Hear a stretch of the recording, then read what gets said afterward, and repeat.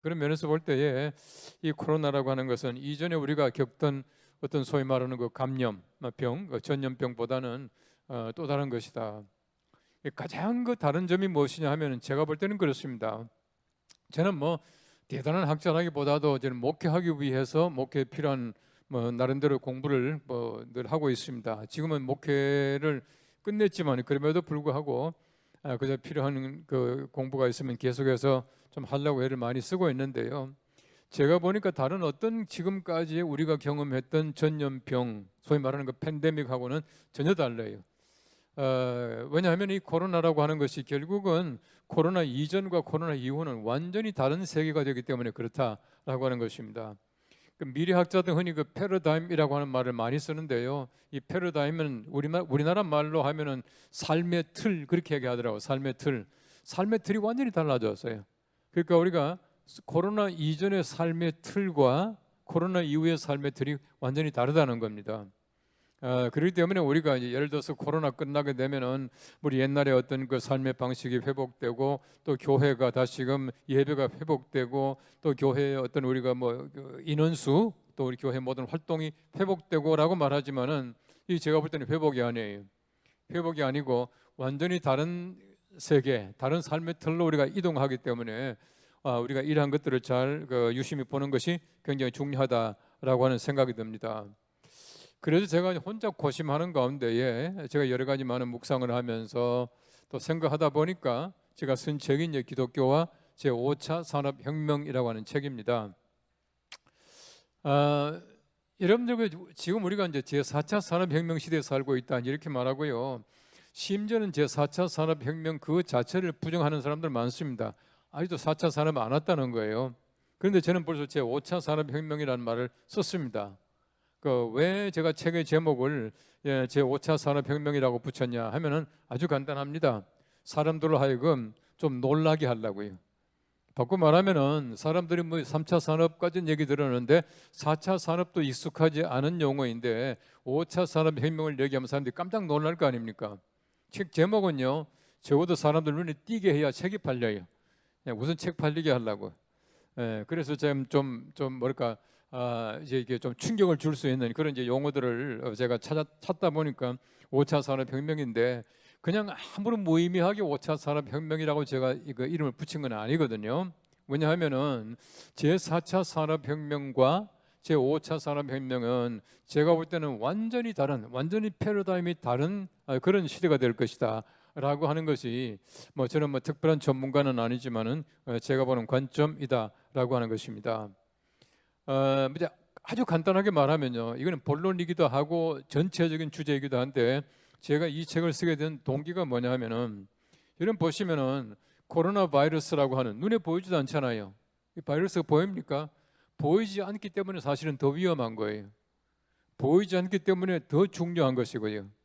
그래서 제가 이제 서문에 보시면은 미나리라고 하는 영화 그 대목을 잠깐 썼습니다. 이거 미나리 영화 보셨어요? 미나리 영화 혹시 안 보신 분 계시거든 꼭 보십시오. 왜냐하면은 굉장히 제가 볼 때는 중요한 영화입니다. 그 정이삭이라고 하는 그 미국에 있는 그 감독인데요. 그 감독이 제가 볼 때는 그 예수 믿는 사람이에요. 그분이 감독도 하고 뭐 대본도 뭐 그분이 거의 다 했더라고요. 그런데 그 내용에 보면은 굉장히 기독교적인 그런 내용들이 많이 나와요. 그리고 굉장히 중요한 가장 제가 볼 때는 뭘까 가장 중요한 그 대사가 이제 그거 나오는데 그 이제 할머니가 윤여정이죠. 그 할머니가 미국의 인민관 그 딸네 집에 가지 않습니까? 근데 갔는데 말이죠. 꿈을 안고 이제 알칸소라고 하는 데로 이제 이사를 가거든요. 캘리포니아에서 이제 병아리 감식하다가 이제 알칸소에 가서 큰 대농장, 그 농장주를 꿈꾸면서 알칸소에 가는데 거기 가서 윤여정이라는 그 친정 어머니를 모시고 오죠. 근데 가보니까 뭐 형편은 없어요. 집도 말이죠, 뭐 바퀴 달린 그 컨테이너 같은 거 하나 갖다 놓고 이제 이렇습니다. 그러니까 이제 그 부인 입장에서는 늘 마음에 좀 이제 좀 불만이 있는 거죠. 근데 그 이제 어머니인 그 윤여정, 그러니까 친정 어머니하고 그다음에 그 집의 아들 그 데이비스라고 하는 그 아들이 나오는데 그 미나리 밭을 일궈 놓고는 그 윤여정 그 할머니가 그 데이빗 그 아들을 데리고 그 손자를 데리고 나가가지고 있는데 뱀이 한 마리 이렇게 나무 위를 지나가요. 그 뱀이 한 마리 있으니까 이제 데이빗이 돌을 들어가지고 이제 뱀을 때리려고 그러니까 그 할머니 윤여정이 하는 대사입니다. 그렇게 하지 마. 보이지 않는 것이 보이는 것보다 훨씬 더 위험해. 이런 그런 장면이 나옵니다. 근데 그 장면 사실은 보면은요, 그 영화 전체적인 맥락에서 볼 때는 안 들어가도 괜찮을 대사입니다. 안 들어가도 될 그 장면인데 그 장면이 나오는 거예요. 그게 뭐냐 하면은 사실은 뱀이라고 하는 게 굉장히 무섭기도 하고 이러지만은 보이는 게 차라리 낫다는 겁니다. 보이는 세계 아주 간단해요. 보이지 않는 세계는 더 위험하고 더 중요하고, 보이지 않는 세계가 흔히 철학적으로 말하면 본질, 에센스, 본질이에요. 이데아의 세계, 이데아가 뭡니까? 관념이거든요. 그 철학에서는 관념을 굉장히 중요하게 생각하지 않습니까? 왜냐하면은 사실은 어떤 이데아가 없이는 소위 말하는 실체가 없어요. 다시 말하면은 우리가 이거 지금 이거 그 탁자가 있지 않습니까? 이거 그 강단이 있는데, 이 강대상이 있는데, 이 강대상의 머릿속에 이데아가 없으면은 이 실물이 나오질 않아요. 모든 게 다 마찬가지입니다.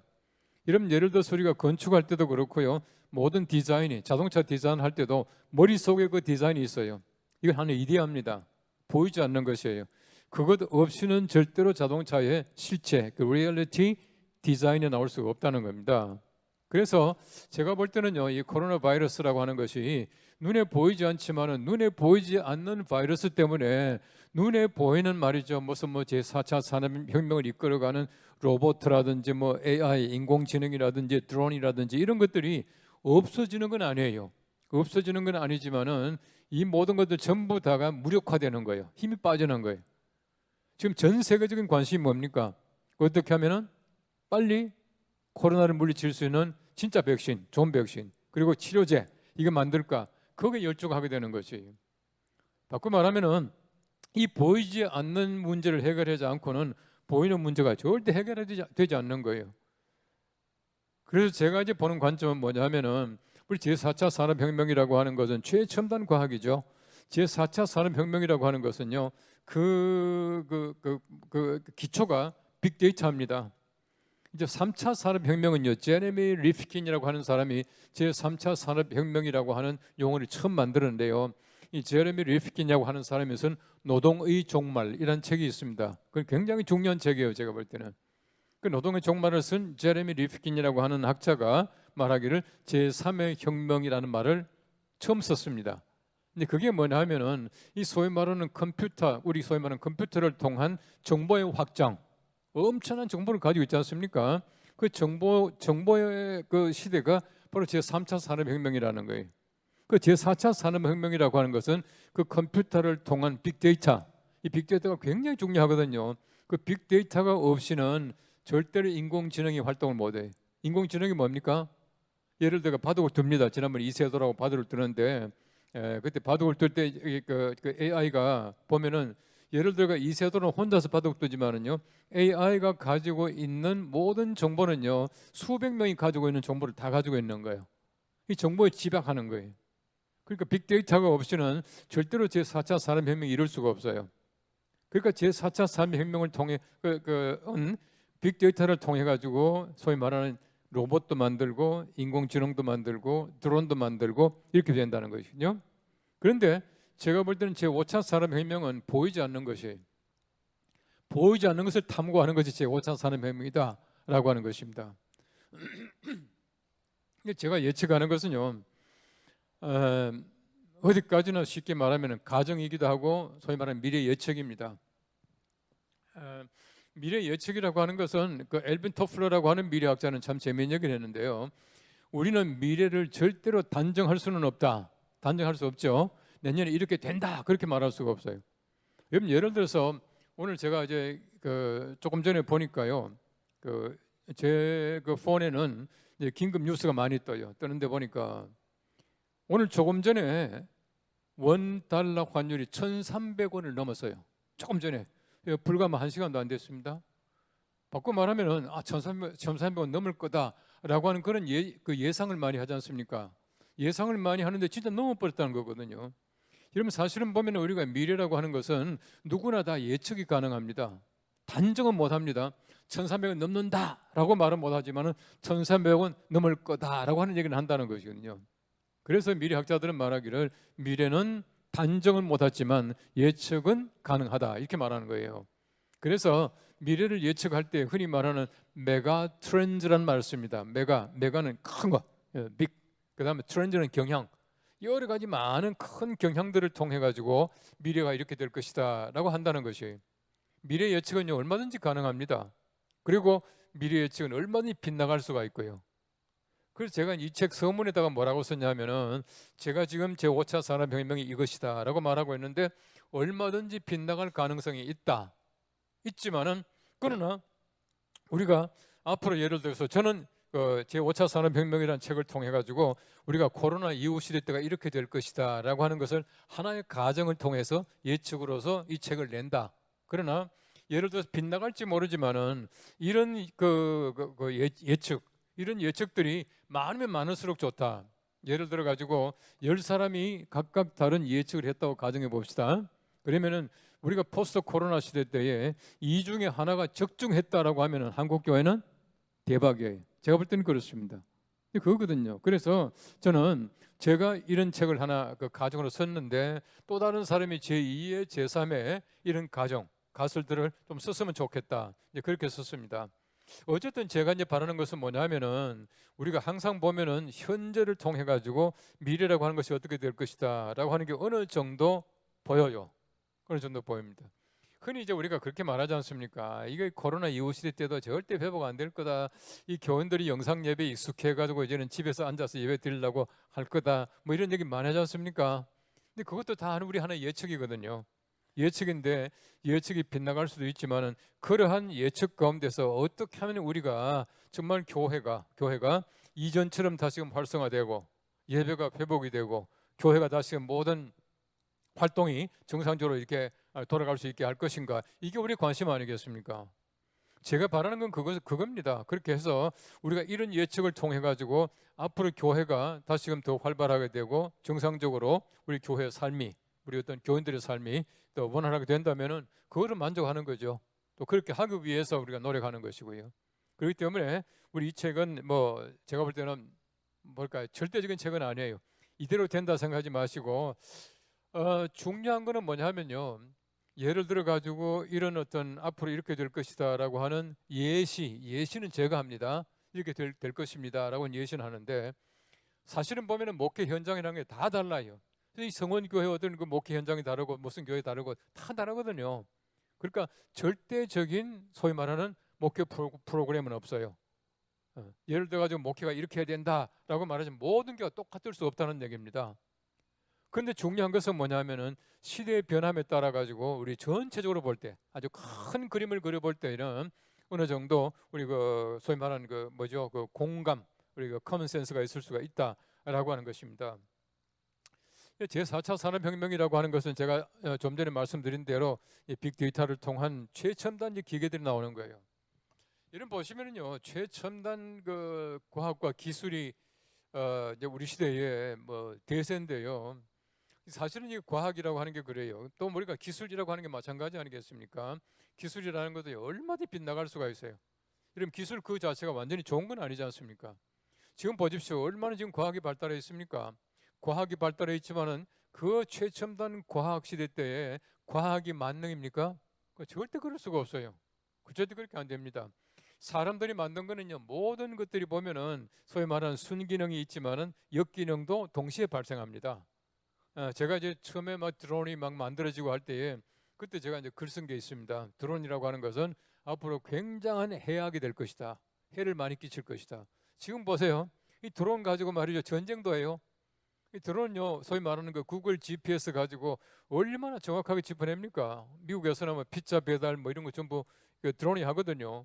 예를 들어 가지고 뭐 우리가 번지 이거 해놓으면은 드론이 가서 그 집 앞에다가 이렇게 피자 내려놓고 온다는 겁니다. 피자를 정확하게 배달하는 드론이 폭탄 배달 못 하겠어요? 얼마든지 합니다.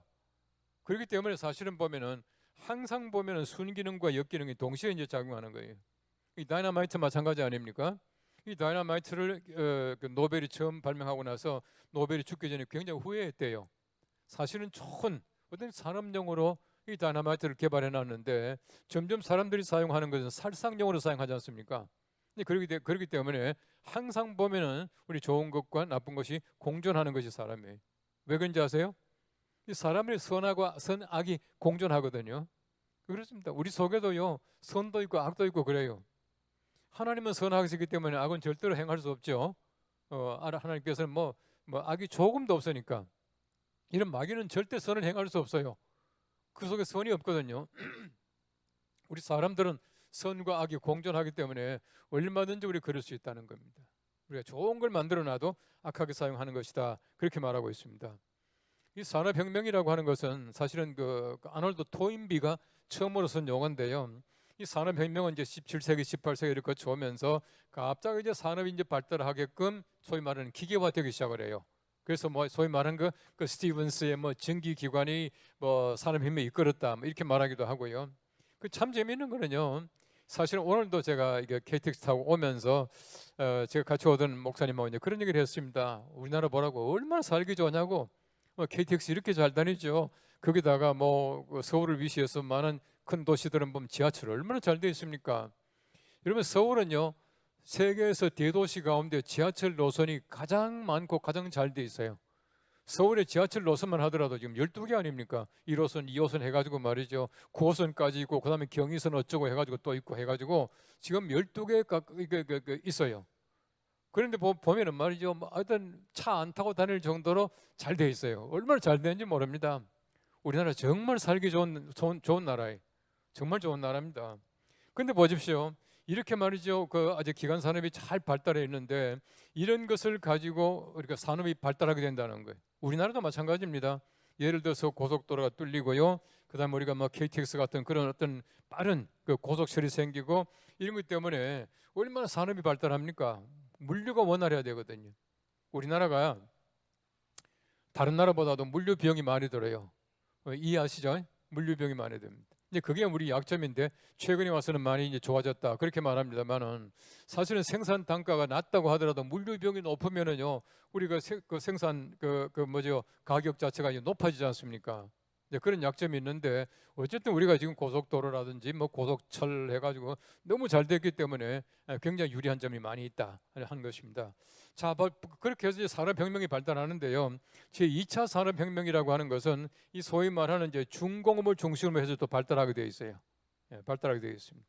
그 3차 산업혁명이라는 것은 제가 좀 전에 말씀드린 대로 컴퓨터의 정보를 통해서 모든 게 이제 발달해 나가는 거예요. 4차 산업혁명은 컴퓨터가 만들어낸 빅데이터를 가지고 이제 새로운 기계들을 만들어내는 겁니다. AI라든지 로봇이라든지 이런 걸 만들어내는 거예요. 이 로봇 같은 것도 아마 여러분 집에도 뭐 크고 작은 로봇이 이제 이게 슬슬 있지 않습니까? 예를 들어 가지고 뭐 청소하는 로봇 같은 거. 저는 청소 로봇은요 벌써 한 5년 전에 제가 사용하기 시작을 했어요. 얼마나 편한지 모릅니다. 저 혼자 이렇게 돌아다니다가 저 혼자 자기 자리 딱 가가지고 끝나고 하는 이제 그런 로봇도 있고요. 앞으로는 굉장히 많을 겁니다. 앞으로는 아마 각 집에 그 로봇 뭐 이게 뭐 한두 대씩은 다 있을걸요. 그렇게 이제 데려다 놓고 살 겁니다. 이게 이제 소위 말하는 제 4차 산업혁명으로 말미암아 발달해 나가는 소위 말하는 삶의 질이라고 하는 거예요. 5차 산업혁명은 뭐냐 그러면 그 제가 이제 말하는 5차 산업혁명이 뭐냐? 제가 말씀드린 대로 보이지 않는 코로나 바이러스 때문에 보이는 것들이 무력화되기 때문에 제 5차 산업혁명은 제가 볼 때 저는요 신학을 공부하는 목회자 입장에서 볼 때는 제 5차 산업혁명은 보이지 않는 것을 탐구하는 과학이 될 것이다.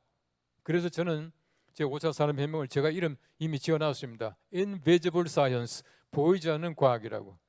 이 보이지 않는 과학이란 말은 이상하지만요, 보이지 않는 것을 탐구하는 과학이죠. 그 Science of Invisibility, 그러니까 보이지 않는 것을 연구하는 과학이 제 5차 산업혁명이 될 것이다 라고 하는 것이 제 개인적인 예측입니다. 이 예측은 얼마든지 빗나갈 수 있지만 제가 볼 때는 가능성도 제법 있어 보인다라고 하는 것이죠. 자, 우리 5차 산업혁명 보이지 않는 것이다라고 말할 때에 가장 중요한 것이 무엇이냐 하면은요, 보이는 것을 우리가 무시하는 것은 절대 아니에요. 보이는 것을. 그래서 우리가 소위 말하는 우리가 이제 그런 말 많이 하지 않습니까? 이제 세계화 시대가 되자마자 사실은 보면은 제 3차 산업혁명과 4차 산업혁명 이동하면서 융합이라는 말을 굉장히 많이 썼습니다. 융합이 뭐냐면 이거하고 저거하고 막 섞여 있는 거예요. 짬뽕되어 있는 것이거든요. 여러분 예를 들어서는 그 생물학과 화학이라고 하는 것은 옛날엔 별개입니다. 그렇죠? 그 생물학 별개, 그다음에 화학 별개. 그래서 이 biology, 그다음에 뭐 chemistry 이렇게 말하는데 요즘 두 개가 합쳐져서 뭐 생물리학, 뭐 예를 들어서 biochemistry 이렇게 말하기도 하고요. 모든 게 다 이제 섞여요. 요 최근에 와가지고는요. 옛날에 교육하면 마저 훈장이 막 열심히 가르치고 회초리 들고 하는 게 교육이라고 생각했는데 요즘엔 그게 아니라는 얘기예요. 요즘엔 놀이라고 하는 거예요. 놀이. 그래서 education이라고 하는 말과 소위 말하는 entertainment라고 하는 말이 섞여가지고요. edutainment란 말을 써요. 교육도 이제 놀이라고 하는 거예요.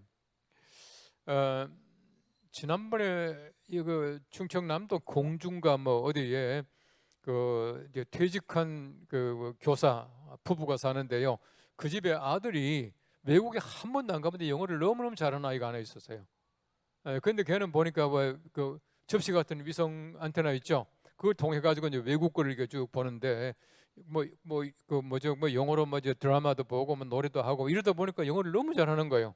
그러니까 기자가 찾아갔어요. 찾아가서 이제 영어를 이렇게 물어보더라고요. 그 Where did you learn English? 너 어디서 영어 배웠냐? 그러니까 그렇게 말하니까 그 아이가 뭐라고 대답하냐 하면은 I didn't learn English. 나는 영어 배운 적이 없다. I just play with English. 나는 그 영어하고 놀았다 이렇게 말하더라고요. 영어하고 노니까 영어가 되는 거예요. 우리는 왜 영어 잘 못하는지 압니까? 중학교 때부터 영어 하잖아요. 중학교 때부터 영어 했으면 잘해야 되는데 왜 못하냐면은 영어를 그냥 공부하기 때문에 못하는 거예요. 영어하고 놀아야 되는데. 우리 말이죠. 한국 사람들은 뭐 거의 중학교 때부터 영어 한 사람들은 문법은 세계에서 제일 잘 알아요. 문법 최고입니다. 근데 말은 못하거든. 그뭐 미국 사람 만나면 괜히 말이죠. 뭐 말도 못하고 말이죠. 주눅이 들어가지고 이제 이러지 않습니까? 왜 그러냐면은 영어를 배우고 해도 영어하고 놀질 않아서 그래요. 그 최근에 와가지고는 그 에듀테인먼트라고 그렇게 교육과 놀이를 함께 이게 그렇게 말한 것들이 많이 있습니다. 그래서 모든 건 전부 융합이 되어 있어요. 세계화 시대라고 하는 것은 그 자체가 융합의 시대입니다. 우리는 그런 걸 다 지금 겪고 있는 거예요. 겪고 있기 때문에 우리 소위 말하는 설교라든지 우리 교회 모든 프로그램 이런 것들도 옛날하고 너무 달라요. 너무 다른데 저는 뭐 이제 뭐 벌써 은퇴했으니까 뭐 신학교를 졸업하고 또 목회를 시작하고 한 거는 옛날 얘기 아닙니까? 옛날 얘기인데 제가 이제 신대원 3학년 2학기 때에 그때 이제 우리가 졸업하면은 어떻게 목회하면 좋을까 해서 그 몇몇 목사님들을 우리 가까운 친구들이 이렇게 그 같이 갔습니다. 그때 이제 뭐 여러분 아시는 뭐 김삼환 목사님이나 또 세상 떠났지만 이순 목사님 또 그 우리 그 뭐 여러 사람 친구들이 갔습니다. 그때 이제 우리가 찾아가 뵌 분들이 그래도 한국에서는 목회를 잘 하시는 그런 분들이셨어요. 뭐 이민식 목사님, 임택춘 목사님, 그리고 신현균 목사님 뭐 이런 분들 이제 뵈러 가셨는데 그때 그 어르신들께서 하시는 말씀이요. 거의 대부분 이렇게 종합해 보면 이런 얘기입니다. 목회를 잘하면 두 가지를 잘하면 된다. 그 두 가지가 뭐냐면은 하나는 새벽기도, 하나는 신방. 둘만 열심히 해라. 그럼 목회된다. 그렇게 말씀하셨어요. 어떻게 생각하세요? 여러분 지금 예를 들어서 새벽기도하고 신방 그 목숨 걸었다고 해서 목회 잘 되겠어요? 한번 해보세요. 진짜 못 걸어도 안 됩니다. 왜 안 되냐면 그만큼 세상이 변해졌어요. 이제는 새벽기도가 신방에 목숨 걸 때가 아니라는 얘기거든요. 교회도 여러 가지 많은 다양한 프로그램이 있고 훈련도 있고 막 이렇게 되는데 예전하고는 너무 많이 달라졌다는 얘기. 그 미래학자들 한결같이 말하기를 훈련이란 말을 많이 씁니다. 훈련. 그 훈련이라고 하는 것이 뭐냐면은 결국은 앞으로 소위 말하는 교회. 칼 조지라고 하는 사람은요 미래 교회를 메타 처치 그랬거든요. 메타 교회. 메타라고 하는 말이 뭐냐면은 뭐 헬라 말 공부하신 분 다 아시겠지만은 리턴 돌아온다는 얘기거든요. 그게 메타노에오 회개 아닙니까? 메타 돌아오는 교회란 뜻인데 돌아온다는 말이 무슨 말이냐? 원래대로 돌아간다는 얘기예요. 원래대로 돌아간. 이건 참 재미있는 표현입니다. 그 뒤에 다시 뭐 기회 되면 좀 얘기하겠습니다만. 쉽게 말하면 우리가 새벽기도 신방이 문제가 아니라 다시금 교회의 어떤 본질로 돌아가는 것인데 소위 말하는 칼 조지라고 하는 사람은 메타 교회의 목회자는 이게 굉장히 중요합니다. 메타 교회의 목회자는 훈련하는 사람이다. 훈련자이다 이렇게 말하고 있어요. 훈련을 많이 시켜야 된다는 거예요. 여러분 실제로 교회는 훈련이거든요. 교회는 다 훈련입니다. 예배하는 것도 훈련이고요. 예를 들어서 우리가 뭐 이렇게 뭐 11조 그다음에 무슨 봉사, 친교, 성경 공부 전부 다 훈련입니다. 근데 깔뱅은요, 심지어 깔뱅 같은 사람은 교회는 훈련이다 그랬어요. Church is discipline이에요. 교회는 훈련이다. 우리가 이제 교회 그 정치에서는 치리라는 말 하죠. 여러분 치리하면 어떤 생각이 들어요? 벌 주는 거죠. 사람들이 치리하면 자꾸 벌 주는 생각을 많이 해요. 사실 치리는 벌이 아닙니다.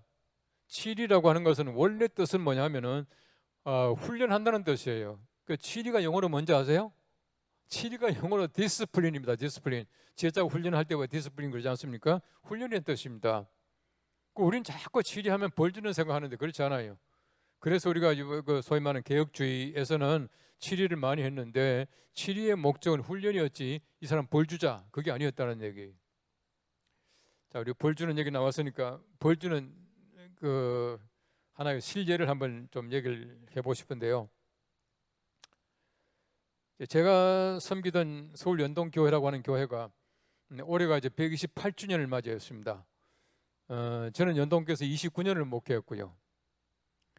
그러니까 제가 이제 연동교회 부임하자마자 100주년 준비를 했는데 제가 이제 그 연동교회 부임을 해가지고 이제 교회 역사를 좀 알기 위해서 이제 교회 역사관에 있는 여러 가지 많은 것들을 이제 뒤지기 시작하는 겁니다. 이렇게 보는 거예요. 보는데 1924년, 1914년 뭐 그 당시에 교회 당회록도 있고 교회 소위 말하는 그 명부 인명록이 쭉 있어요. 그런데 제가요 교회 명부를 보다가 엄청난 충격을 받았습니다.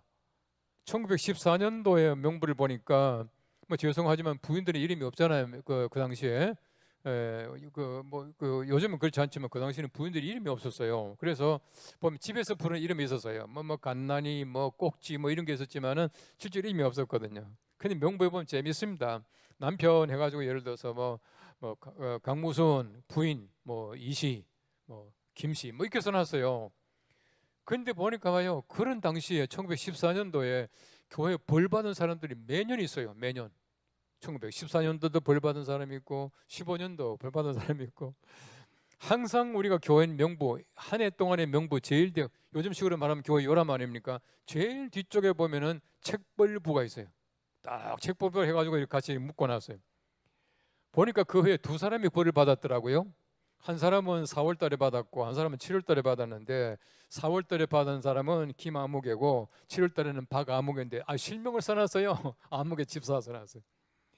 그런데 4월 달에 벌 받은 사람은 이렇게 써놨어요. 김아무개 집사 해놓고는 백주에 벌건 대낮에 음주하고 부녀자를 희롱함으로 출교함. 완전 출교예요.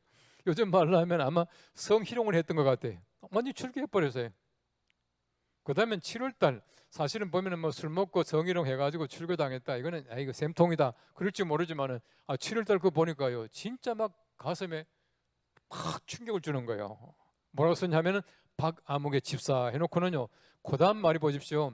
집사로서 주의를 불수함으로 한자로 불수함으로 지키지 않으므로 주의를 지키지 않으므로 책벌함 써놨더라. 어떻게 생각하세요? 예?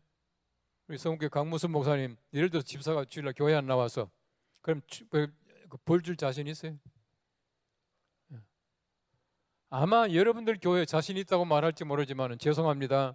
제가 심하던 연동교회 저부터 자신이 없어요. 그렇기 때문에 사실은 제가 굉장히 충격을 받은 거예요. 왜 그러냐면은 예를 들어 지금 예를 들어 집사가 교회 안 나왔다고 누가 벌을 줍니까? 장로님들이 벌을 줘요? 장로를 자기부터 벌을 받아야 되는데 그러니까 안 되는 거예요. 예를 들어 당회원들이 모여가지고 그 벌 주자고 말을 못 한단 말이에요. 저는 이게 문제라고 봅니다. 정말 한국교회가 거듭나고 새롭게 되기 위해서 필요한 것들이 많이 있을 텐데요. 그 중에 하나가 뭐냐면은 제가 볼 때는 치리가 살아야 된다는 거예요. 치리가 살아야 된다. 벌 주는 것이 아니라 정말 내가 훈련하는 마음으로 내가 교회 잘못했으면 교회가 벌을 주면 감사합니다 하면 벌 받을 줄 알아야 된다는 얘기거든요. 저희 아버님이 목회하실 때에 저희 아버님 많은 분도 계실 거고요. 저희 아버님 목회하실 때에 제가 고등학교쯤 됐는데 그때 한 번 저희 아버님이 심히 고민하시는 모습을 저는 지금도 기억해요. 그때 장로님 한 분이요. 아마 제가 고2 때쯤 된 것 같은데 그 당시는 얼마나 엄격했습니까? 장로님의 딸이 소위 말하는 불신 가정에 출가했다고 교회가 당회가 모여가지고 그 장로님을 소위 말하는 그 벌을 줬어요. 어떻게 벌을 줬냐면 1년 동안 수찬 정지, 1년 동안 당회 뭐죠? 그 당회 못 들어오는 거, 예, 그 장로직 그 뭐죠 이게 휴직하는 거 이거 정하는데요. 그거 정하는데 저희 아버님이 고민하시더라고. 근데 그 당시만 하더라도 감사하게 1년 동안에 말이 성찬에 참여도 못하게 하고 당회원으로서 모든 권리를 다 박탈하고 이랬는데요. 그 장로님이 감사하게 1년 동안에 회개하는 마음으로 교회 와서 주일날 되면 제일 앞자리에 나와가지고 예배를 드리고요. 그 1년 지나가더라고요. 요즘 그러겠습니까? 아마 그런 정도로 요즘에는 뭐 말만 나왔다 하면은 아마 목사를 죽이려고 그럴걸요. 예. 제대로 은퇴 못합니다. 그렇게 되면. 네. 최근에 그런 교회가 있습니다. 서울의 영동교회라고요. 고신척 교회인데 그 교회가 장로님 뭘 잘못해가지고 그 목사님이 과감하게 벌을 줬어요. 근데 그것도 벌 받은 사람이 감사하게 또 그 벌을 다 받네요. 저는 그건 살아있다고 봐요. 그렇게 돼야 되거든요. 근데 요즘엔 그게 없어요. 아예 없습니다. 그렇기 때문에 제가 볼 때는 문제가 되는 거예요. 우리에게 중요한 것이 있는데 그게 뭐냐면은 원래 자리로 돌아가는 겁니다. 제가 아까도 말씀드린 대로 집사가 주일을 불수함으로 책벌했다라고 하는 바로 그 교회인데 지금 100년 지나니까 그걸 할 수가 있습니까? 그 저는 우리 교원들한테 그런 얘기를 해요. 우리 교회 교족부에 보십시오. 1914년도 그랬습니다. 근데 지금은 어떻습니까? 성경 말씀 1914년도나 2020년이나 똑같아. 하나님 똑같아. 말씀 변하지 않습니다. 그런데 우리 마음이 얼마나 많이 변했습니까? 많은 사람이 그런 얘기를 해요. 시대가 변했다 그렇게 말합니다. 시대 변합니다. 앞으로 변할 거예요. 시대가 변하는 것이 문제가 아니라 더 중요한 것은 뭐냐면은 우리의 믿음의 상태, 우리의 마음의 자세가 변하는 이게 문제지. 시대 변하는 건요 당연합니다. 앞으로 더 변할 거예요. 더 빨리 변할 겁니다. 제가 볼 때는 앞으로는 우리가 원래대로 돌아가는 그런 마음의 자세가 없으면 절대 안 된다는 것이거든요. 제가 아까도 말씀드린 대로 굉장히 중요한 변화가 이제 그동안에 이제 4차 산업혁명을 쭉 통해 오면서 소위 세계화 시대 때 많이 일어나는데요. 근데 그 중에 하나가 뭐냐 하면은 사람들의 어떤 그 구매 의식, 뭐 이렇게 물건 사는 거요. 우리가 산업 사회 때는요 국적과 상표가 사람들이 소위 말하면 상품을 선택하는 중요한 요인이었습니다. 국적과 상표예요. 그러니까 우리 한국 사람들은 메이드 인 코리아 이거 사야지. 전자제품 이거 소니 이게 좋은 거지 이렇게 했거든요. 요즘엔 그게 아니에요. 요즘 보십시오. 요즘에는요 사실 보면 싸고 기능이 좋은 기계들이 얼마나 많은지 몰라요. 예, 그 중국제 시오마이라는 거 아십니까? 얼마나 싼지 몰라요. 보통 우리 그 뭡니까 그 태블릿 PC 같은 것도 그 뭐죠 애플 같은 거는 뭐 한 80만 원, 90만 원 하는데 시오마이는요 20만 원 주면 사요. 그 기능 괜찮거든요. 옛날 같으면 중국제 이거 짝퉁 이래 그것도 아니고요. 아주 좋은 제품은요 싸게 사는 것이 요즘엔 구매 방식이에요. 옛날 같으면은 국적과 상표지만은 요즘에는 그렇지 않다. 요즘에는 뭐냐 하면은 품질과 가격이다 그렇게 말합니다. 품질이 좋고 가격이 싸면은 얼마든지 한다. 저는 이걸 목회도 대입할 수 있다고 봐요. 옛날 같으면요 저 같은 경우도 대한예수교 장로회 통합처가 아니면 안 갔잖아요. 예, 그랬거든요. 요즘 그렇지 않습니다. 이제 서울 뭐 군산하고는 조금 다를 겁니다만은 이제 서울 같은 경우는 뭐 예를 들어서 아주 뭐 1시간 이상씩 뭐 다녀야 되는 그런 거리로 이사 가는 분들이 들어 계셔요. 우리 교인들이 저희 교회는 이제 종로 5가 있습니다. 뭐 서울에 한복판에 있죠. 종로 5가 있는데 예를 들어 저기 뭐 수서 쪽으로 뭐 수지 쪽으로 이사를 갔어요. 그럼 저한테 물어봅니다. 목사님 어느 교회 갈까요? 하면은요 제가 볼 때는 정말 좋은 침례 교회나 또 뭐 감리교 같은 데 제가 소개를 해줍니다.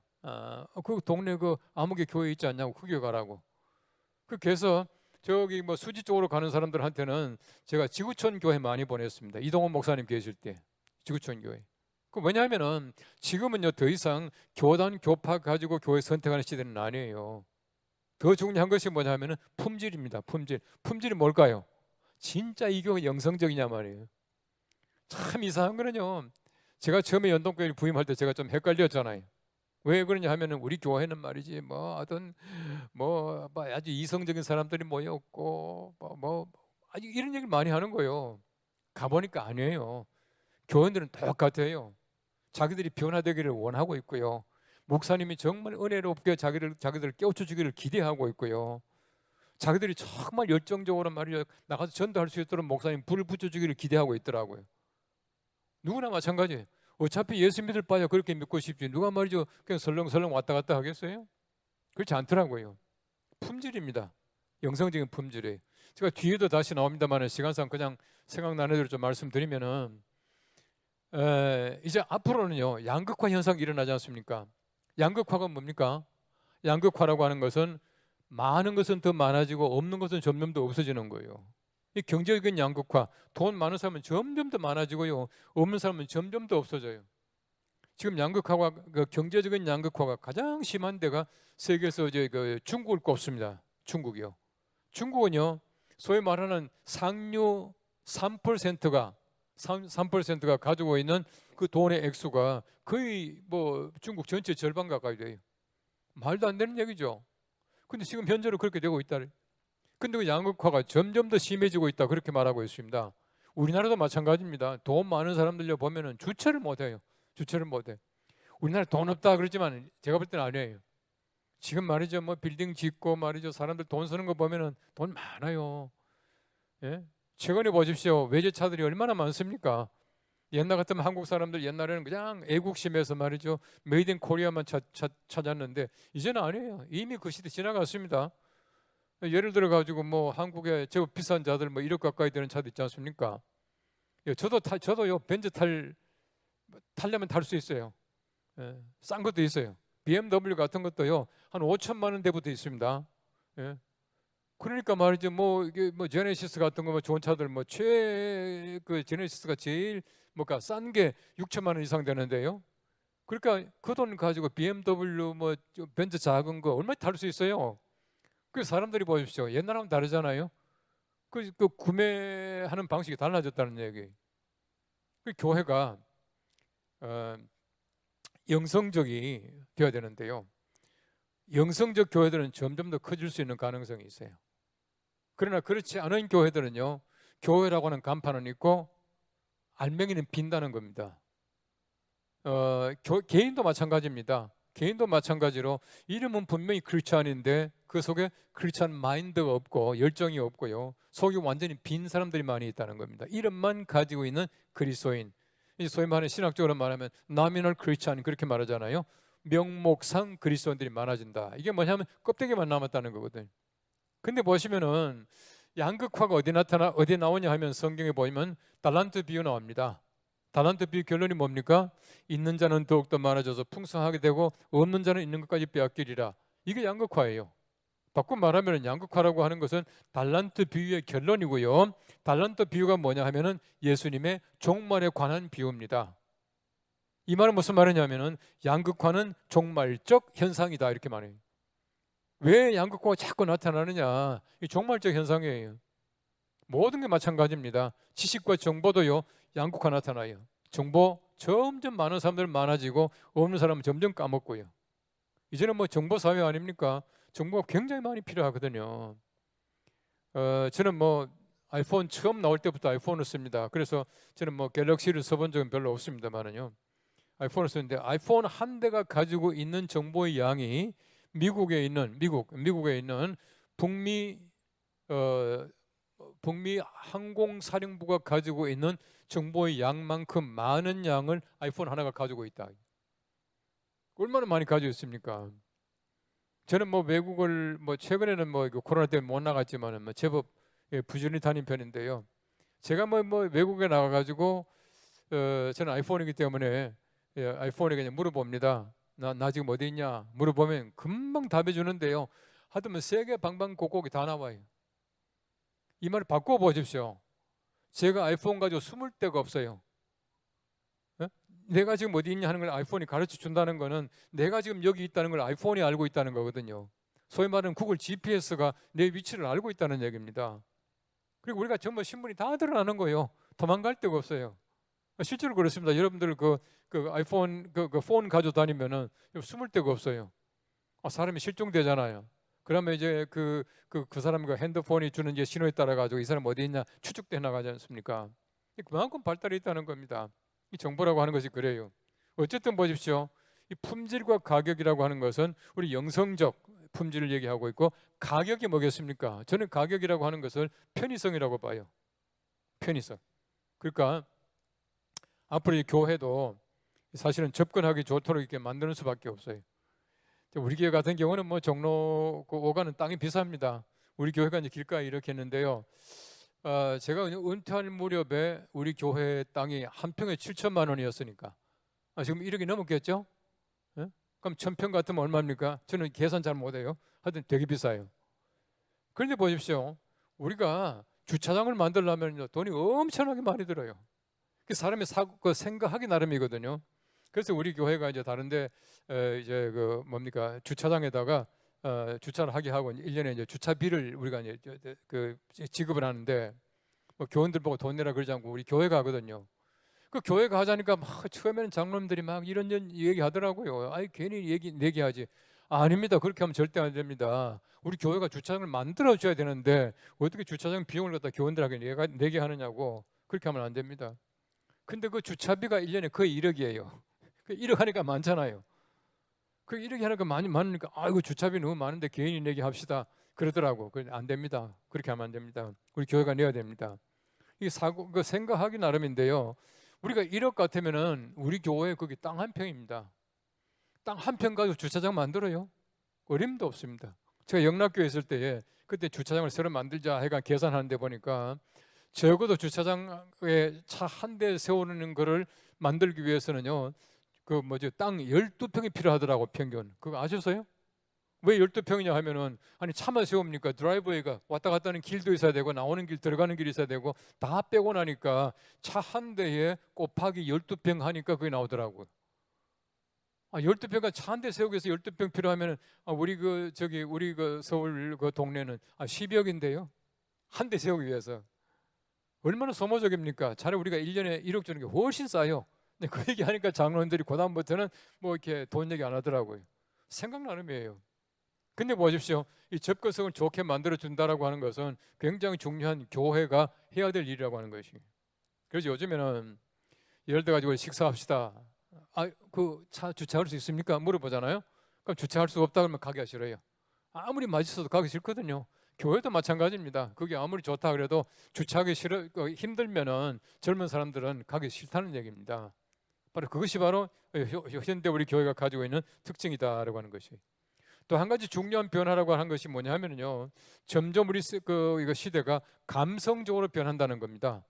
이 감성적으로 변한다는 것은 뭐냐 하면은 예를 들어 가지고 앞으로 이제 미래 사회가 가지고 있는 굉장히 중요한 용어 가운데 하나가 feeling, 감동이라는 겁니다. 그래서 최근에 와서는 보면은요, 이야기라는 얘기 많이 합니다. 이야기, 그 스토리텔링. 그러니까 여러분 그 텔레비전은 그 프로그램 보시면은 하여튼 뭐 그 뭐지 하여튼 얘기하는 프로그램들이 굉장히 많이 있어요. 그 톡쇼도 마찬가지고. 그 얘기 프로그램이 왜냐하면은 요즘 현대 사람들이 가지고 있는 취향이 바로 이야기라고 하는 겁니다. 그래서 이야기라고 하는 것은 굉장히 중요한 목회적인 주제로 이제 등장하기 시작을 했습니다. 이미 등장하겠습니다. 그래서 우리 예수님도 아주 탁월한 이야기꾼이다, 그 스토리텔러이다, 그렇게 말하고 있거든요. 뭐 꼬리에 꼬리를 무는 뭐 이야기 뭐 이런 프로그램 있죠. 그거 보죠. 그 얘기를 풀어 나가면서 말이 사람을 긴장하게도 만들었다가 재밌게 만들었다 막 이러거든요. 그 설교도 마찬가지래. 설교도 옛날 같으면 선포식을 하지 않습니까? 뭐 믿습니까? 믿으세요. 이렇게 했는데 그렇게 하면 안 된다는 거예요. 이제는 설교도요 작은 얘기하듯이 해야 사람들에게 공감을 준다는 겁니다. 그래서 소위 말하는 스토리텔링 설교 뭐 이런 얘기를 많이 하죠. 네, 그렇게 말하면서 또 한 가지 중요한 것이 뭐냐면요. 현대인들의 어떤 감성이라고 하는 것이 보면은 우리 시대는 플라톤에서 아리스토텔레스로 옮아가는 과정에 있다라고 말했는데 제가 볼 때는 이미 옮아갔어요. 무슨 말이냐면은 플라톤이라고 하는 사람은 이성이라고 하는 것이 우리의 인지, 뭐 이렇게 느끼고 인지하는 것은 이성으로 느낀다라고 말했는데 아리스토텔레스는 그것이 아니라 감성으로 느낀다고 얘기를 했어요. 우리가 인지하는 것은 감성이다라고 말을 했거든요. 그런데 옛날에는 보면 전부 이제 이성이었는데 감성이 되었어요. 그 최근에 와서는 이제는 더 이상 플라톤의 시대가 아니고 아리스토텔레스 시대다 그렇게 말합니다. 그래서 그 고대 철학자 가운데 플라톤과 아리스토텔레스는요, 그 옛날부터 지금까지 만나지 못하는 거예요. 평행선입니다. 하나는 이성이고 하나는 감성이고. 그 최근에 와서는 올막 같다 그렇게 말을 하고 있어요. 감성에 호소해야 된다는 거예요. 요즘에 이제 젊은 사람들이 소위 말하면 소개팅 하잖아요. 소개팅 하고 나서 소개시켜주면 소개팅 한다고 끝나는 게 아니에요. 한 몇 번 만나서 야 어떠냐 물어보면은 아니 뭐 필이 안 와 하면 끝나는 거예요. 그 옛날 같으면 따지잖아요. 뭐 학력 따지고 집안 따지고 뭐 재산 따지고 했는데 이제는 그거보다는 우선 딱 이거 끌려야 돼요. 필이 안 오면 모든 게 다 끝나는 겁니다. 제가 볼 땐 교회도 그렇다고 봐요. 교회도 첫인상이 굉장히 중요합니다. 옛날하고는 달라요. 옛날같이 뭐 따지고 뭐 해가지고 하는 것보다는 이 첫인상이, 그러니까 우리가 소위 말하는 필이 와야 된다라고 하는 것입니다. 바로 이것이 바로 우리가 시대가 살고 있는 제4차 산업혁명 시대로 옮아가면서 일어나는 여러 가지 많은 우리 어떤 소위 그 인식의 변화, 또 여러 가지 많은 우리가 감성적으로 변해 나가는 그런 과정이라고 이제 봐줘요. 제가 말씀드린 대로 앞으로는요, 보이지 않는 것들이 굉장히 중요하게 이제 부각이 될 겁니다. 이건 제 예측입니다만은 뭐 여러분 참고로 하시고 앞으로 정말 그렇게 될지 안 될지는 좀 두고 봐야 되겠습니다만은, 이 코로나 시대 때 보십시오. 얼마나 많은 변화가 왔습니까? 변화가 많은데 제가 볼 때는 잘못된 것들도 굉장히 많아요. 저는요, 사실은 그 서울에 치유하는 교회라고 하는 교회 제가 나갑니다.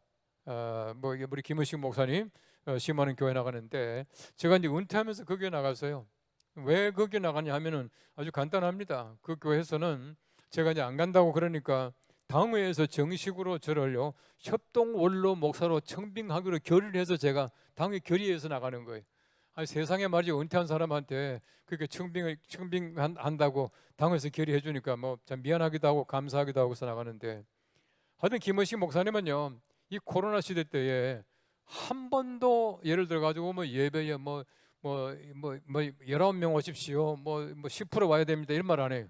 항상 다 오시라고 현장 예배를 강조했어요. 그러니까요 지금은 보면은 지난주일 같은 경우도 굉장히 빨리 이게 회복이 돼요. 현장 예배를 얼마나 많이 강조하는지 모릅니다. 심지어는요 지난주에 설교하면서 이제 저는요 아슬아슬한 게 많아요. 뭐 그냥 물론 설교지만은 그냥 막 하는 거예요. 더더구나 그때 이제 더불어민주당의 이제 그 지역구 국회의원이 이제 그 앞에 와 있고, 또 선거 끝났을 때니까 이제 그 뭡니까 시의원 그 된 사람하고 전부 또 더불어민주당이네. 있는데도 말이죠. 그 더불어민주당 그 정권이 5년 만에 왜 그 끝난 줄 아느냐고 하면서 첫 번째가 뭐냐면은 예배를 갖다가 이거 못 하겠어 그렇다고. 어느 시대나 예배를 방해하면 이거 망한다고. 차별금지법 통과시키려고 하니까 안 되는 거 아니냐고 이러면서 말이죠. 국회의원이니까 앉혀놓고 막 하더라고. 저는 좀 아슬아슬했지만 속은 시원하더만요. 예. 바꿔 말하면요, 우리가 그동안에 소위 말하는 그 코로나 시대를 쭉 이어오면서 사람들이 거의 익숙해져 가는 것, 2년 이상 되니까 익숙해져 가는 이런 것들이 다시 어떻게 회복할 것이냐라고 하는 것은 제가 볼 때는 훈련입니다. 교육입니다. 그밖에 없다는 얘기거든요. 보십시오. 우리가 보이는 세계도 중요하죠. 보이는 세계가 얼마나 중요합니까? 아까도 말씀드린 대로 우리가 보이는 세계와 보이지 않는 세계가 항상 공존하는데요, 보이는 세계를 무시하면 안 돼요. 여러분 예를 들어서 우리 예배 형식 같은 거, 또 교회 모인다는 거, 교회 어떤 건물 같은 소위 말하는 하드웨어 같은 거 무시하면 절대로 안 돼요. 여러분 안목이 하면 다 알만한 목사님이 교회를 개척하면서, 그분이 교회를 개척하면서 제일 먼저 내세운 것이 뭐냐 하면은 예배당 없는 교회를 자기는 지향한다 하면서, 예배당 없는 교회 학교 강당 빌려서 하고 뭐 하고 이렇게 하더라고요. 뭐 좋죠. 사실은 보면은 뭐 우리가 강당 빌려서도 많이만 모이면 얼마나 좋겠습니까? 그러면서 이제 그 생각을 가지고 이제 개척하기 전에 저한테 왔어요. 저한테 와서 아이고 뭐 이 목사 뭐 내가 좀 이런 생각을 가지고 있는데 이게 신앙적으로 올바른 생각인지 좀 판단해 줘 하면 저한테 왔더라고요. 제가요 한마디로 거절을 했습니다. 물론 우리 교회가 너무 사치한 건 안 되죠. 그러면 안 되죠. 너무 사치하면 안 되지만은 성경 말씀 보라고. 성경 말씀 보면 하나님께서는 모든 곳에 다 계시지만은 하나님께서는 하나님을 예배하는 그 장소를요 얼마나 좋아하시는지 몰라요. 이런 보시면은 성막 만드는 제일 마지막 그 장면이 출애굽기 4장 40장 제일 마지막이잖아요. 성막 미안하지만은요 진짜 보잘것 없어요. 저는 이제 성막 강의를 쭉 이제 교수했거든요. 여러분 성막 보시면 그렇잖아요. 성막 지을 때 광야 나와서 뭐가 있습니까? 그 사람들이. 아니 뭐 노예 생활하다가 종살이 하다가 그 도망치듯이 나온 사람들 아닙니까? 빨리 먹고 나가라 해서 나온 사람들인데 이 사람들이 가져온 게 있어야 뭘 제대로 짓죠. 건축 재료가 뭐가 있겠습니까? 전부 보니까 무슨 뭐 수달의 가죽이 어쩌고 막 이렇게 나오잖아요. 집을 지었어요. 지었는데 성막이 정말 재미있습니다. 길이가 50규빗, 아니 100규빗이에요. 길이가 100규빗 같으면 요즘식으로 말하면 한 50m밖에 안 돼. 규빗은 45 내지 50 센치로 보지 않습니까? 요 팔꿈치 손이니까 요게 얼마 됩니까? 그리고 너비가 50규빗이에요. 요즘식으로 말하면 50m, 25m밖에 안 돼요. 이 성막은 예수 그리스도의 모형이거든요. 구약은 하나의 모형, 그 상징이 많지 않습니까? 동쪽에 문이 있어요. 문이 하나밖에 없습니다. 성막에 들어가는 문은 하나밖에 없어요. 예수 그리스도가 유일한 문이다라고 하는 겁니다. 근데 그 문이 얼마나 넓은지 아세요? 50규빗 가운데 25규빗, 25규빗씩 문입니다. 하나밖에 없지만 넓다는 거예요. 여러분 그 지금 이제 일반적으로 이제 그 사회에서요, 또 타 종교에서 기독교를 오해하는 게 하나 있어요. 그게 뭐냐면은 기독교 너무 독선적이다. 차별금지법도요. 요즘에 나오는 거 조금 달라졌을지 모르는데 전에 처음으로 이제 김한길 씨하고 처음에 발의했던 그때 한 4년 전쯤 됐나요? 그때는 뭐라 그랬냐면은 예수 믿어야 구원받는다라고 말하면은 차별금지법에 위배된다. 다 종교에 대한 차별이다라고 해서 예수 믿어야 구원받는다라고 말을 하면은 벌금 물리게 돼 있었어요. 저는 그때 하도 기가 막히고 화가 나가지고 설교하면서 여러 번 그 얘기를 했습니다. 예수 믿으면 구원받는다라고 하는 것이 차별금지법에 들어가서 통과가 됐을 경우에 우리가 그게 법제화 되었을 때는 나는 매주 강단에서 예수 믿어야 구원받습니다. 그 얘기만 할 겁니다. 그 얘기 할 겁니다. 그러면서 제가 뭐라 그러냐면요. 여러분 만일에 주일날 제가 안 보이거든 거기 간 줄 아십시오. 근데 교인들이 웃더라고요.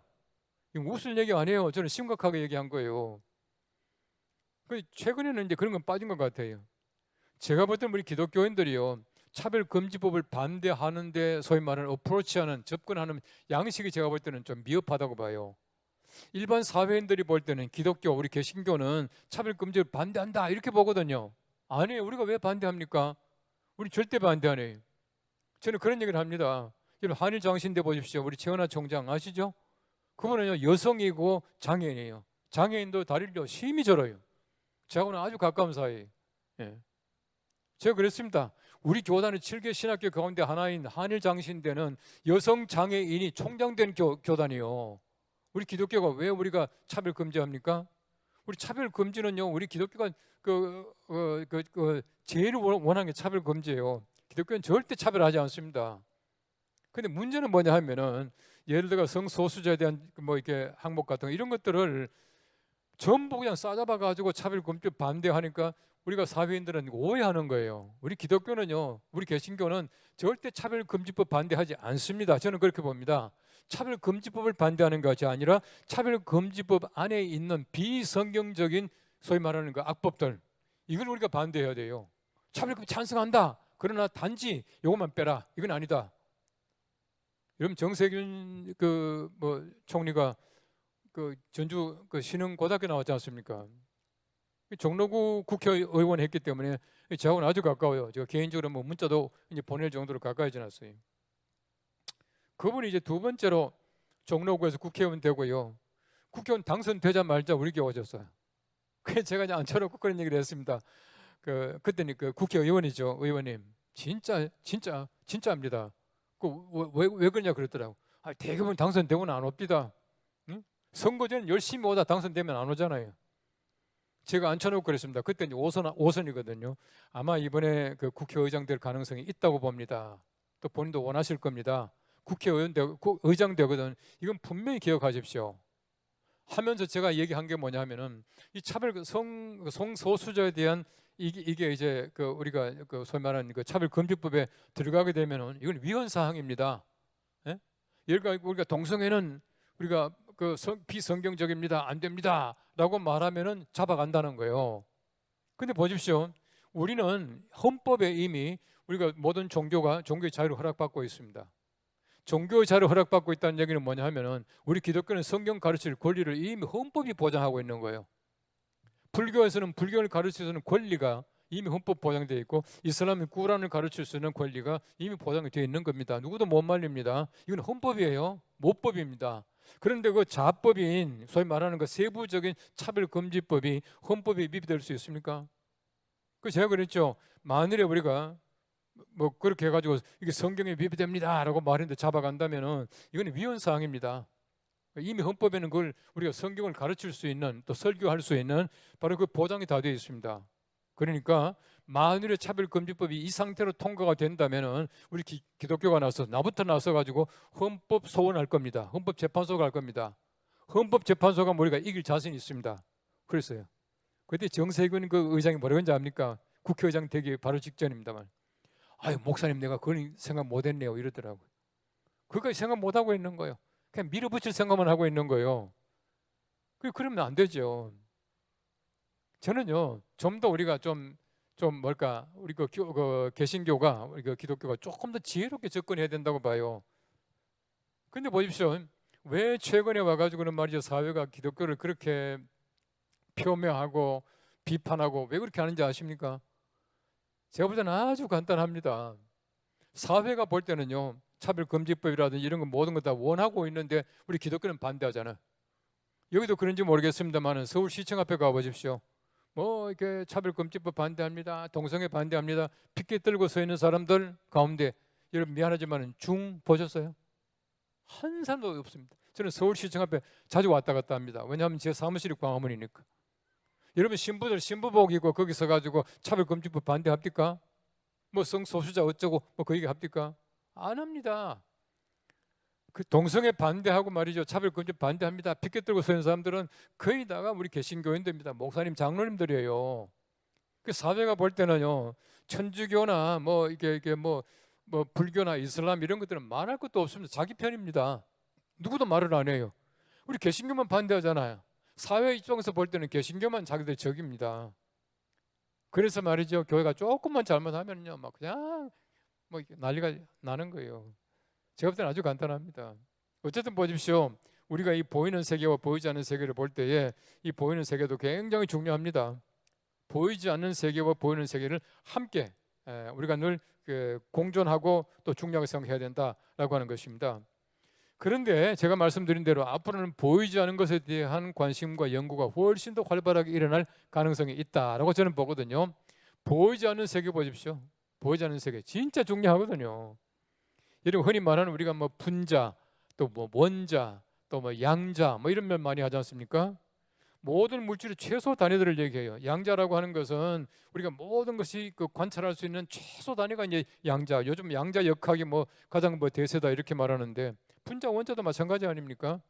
모든 물질의 구성원 가운데 제일 작은 것들을 얘기하고 있어요.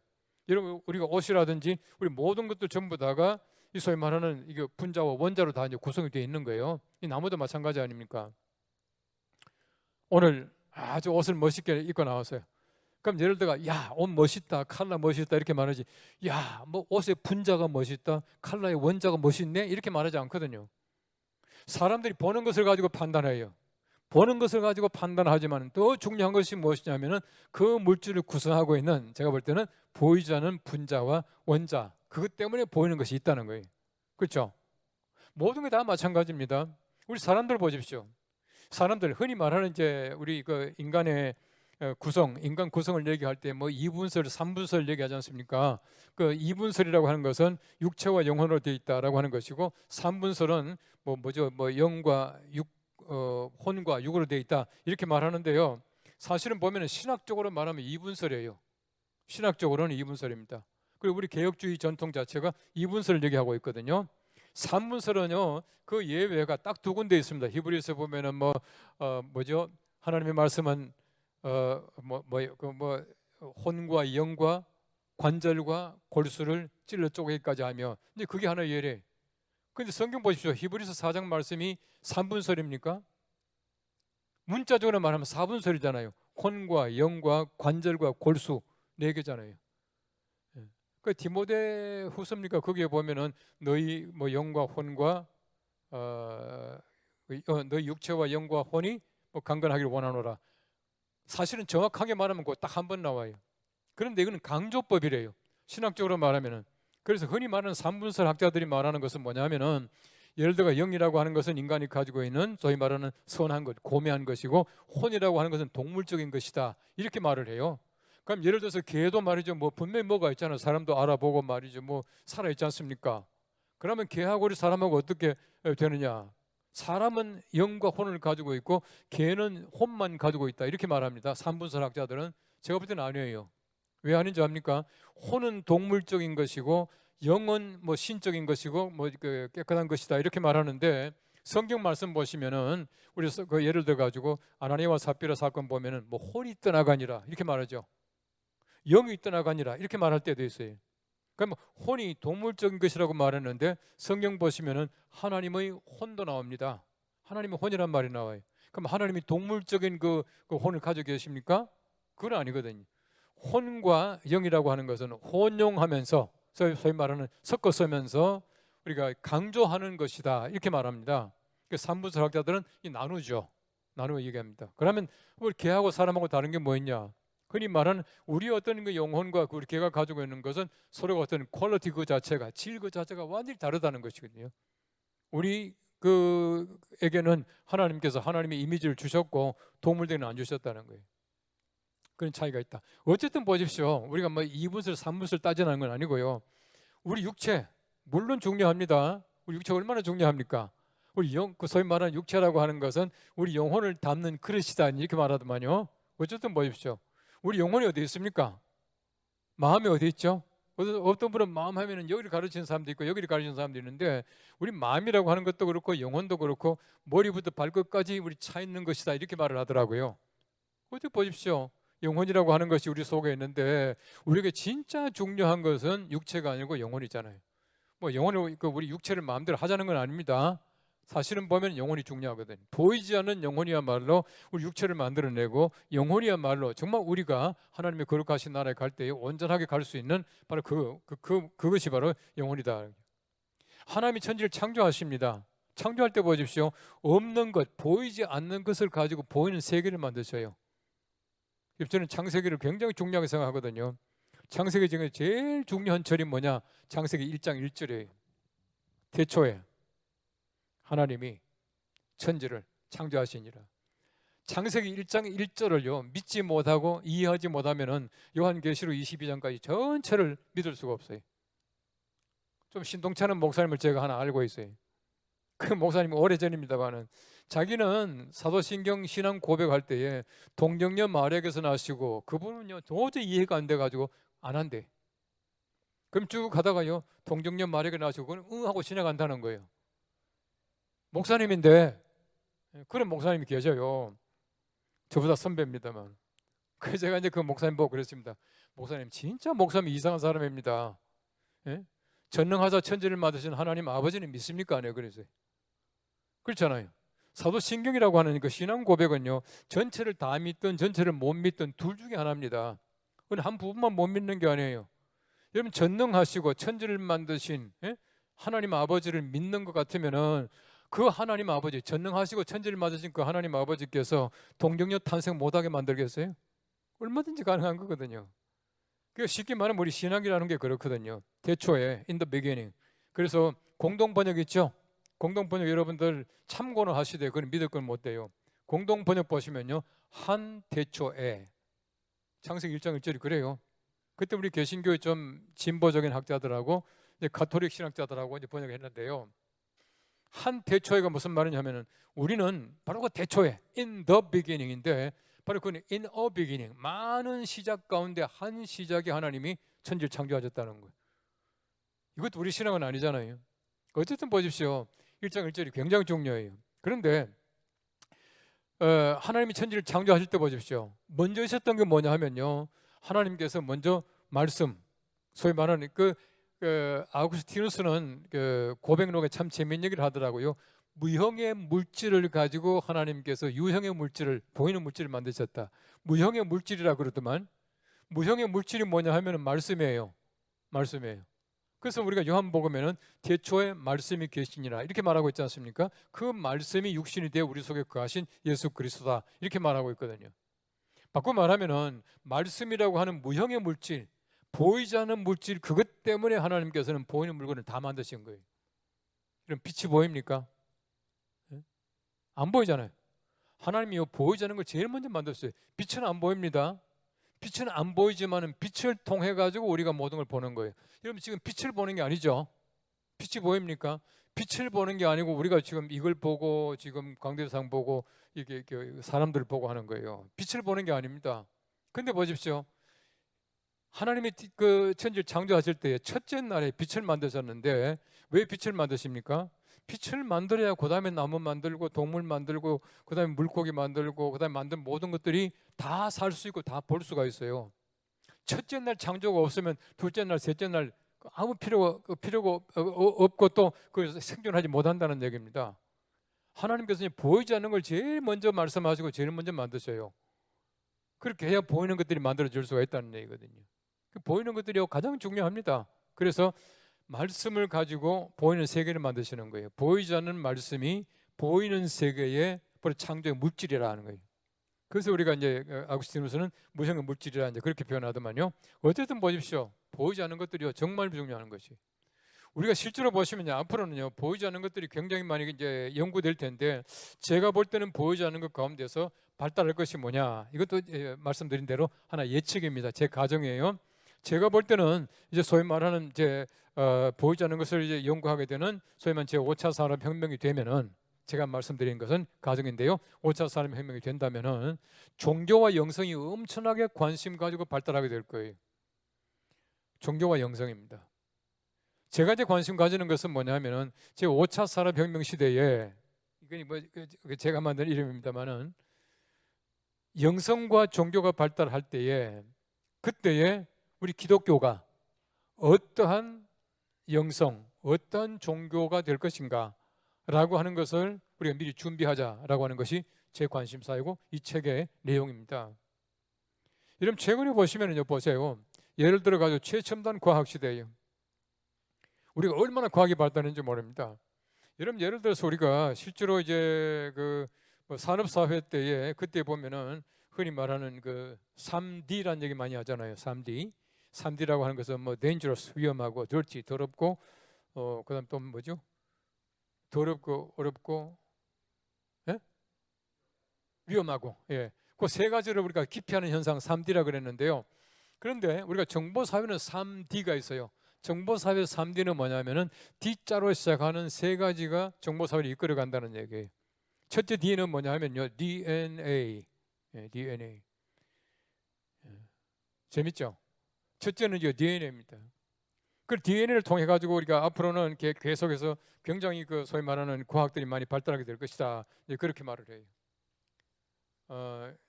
그다음에 뭐 또 한 가지 D가 뭐냐면 그 디자인입니다. 디자인이 점점 발달하게 될 것이다. 이제 그렇게 말을 해요. 또 한 가지 이제 D는 뭐냐 하면은 제가 이게 요즘에 갑자기 깜빡깜빡해요. 혹시 아는 분 계세요? 디지털 미안합니다. 이 제일 중요한 걸 잊어버린 디지털 DNA 디자인인데요.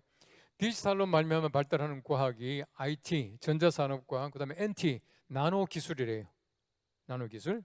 그다음에 DNA로 말미암아 발달하는 과학 기술이요. BT 생명과학이죠. 바이오테크놀로지죠.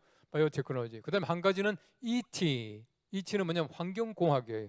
그래서 BTET 그렇게 말합니다.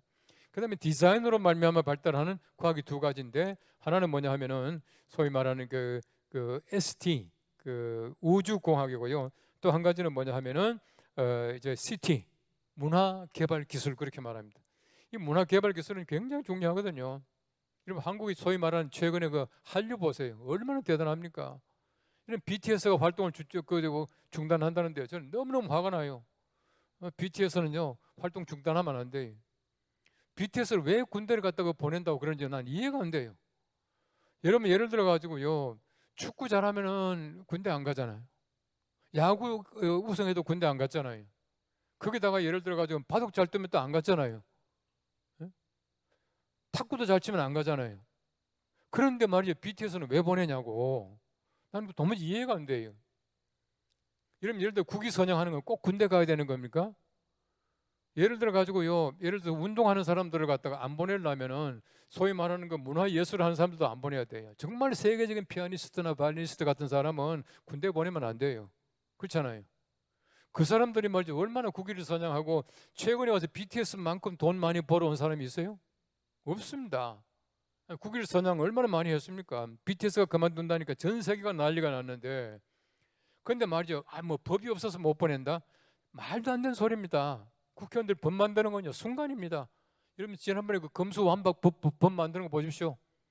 하루아침에 만들어가 뚝딱뚝 다 이거 통과시키면서, 아니 뭐 문화 무슨 법에다가, 아니 BTS 같은 사람 뭐 세계적으로 공헌하고 어쩌고 하는 사람들 뭐 군대 면제 준다고 한 줄만 넣으면 될 걸 그거 안 놓고는 안 보내는, 그 군대 보내면 되겠어요? 저는 그 생각 너무 화가 나요. 괜히 내가 화낼 리 아니지만 그만큼 요즘에는요 문화 개발 기술이 중요한 시대입니다. 여러분 최근에 와가 보십시오. 한류가요 정말 세계를 떠들썩하게 해서요. 한류 때문에 한국의 제품들이 얼마나 많이 팔렸는지 압니까? 대장금 드라마 보고 감동받은 사람들이 삼성 갤럭시 폰을 쓴단 말이에요. 그 절대 무시 못합니다. 그 최근에 와서는요 문화, 소위 말하는 우리 수출하는 거, 뭐 드라마 수출하고요. 최근에 와서 보면요 뭐 1박 2일 또 뭐 이런 거 있지 않습니까? 그걸 그렇게 외국 사람들이 좋아한대요. 예능 프로그램 굉장히 많이 수출합니다. 그것 때문에 돈을 많이 벌거든. 그래서 최근에 와서는요 문화 수출이 현대자동차보다 더 많아졌다 그렇게 말해요. 현대자동차가 아무리 많이 팔아도요 우리 드라마 파는 만큼 못하다는 겁니다. 어쨌든 보십시오.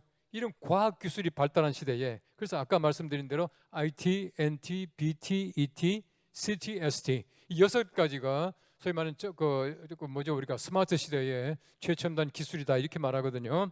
그런데 보십시오. 이런 최첨단 과학기술 시대 때에 우리가 또다시 각광받고 연구되는 게 있습니다. 그게 뭐냐면은 인문학이에요. 아시죠? 인문학. 왜 인문학 공부를 다시 합니까? 왜 인문학을 다시금 들춰냅니까? 왜 철학을 얘기하고, 왜 문학을 얘기하고, 왜 예술을 얘기하고, 왜 합니까?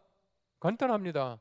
소위 말하는 인문학적인 사람들의 어떤 소위 그 심성, 그 마음 다스리는 건, 심성 없이는요 과학이 발달하면 발달할수록 세상은 점점 더 어려워져요.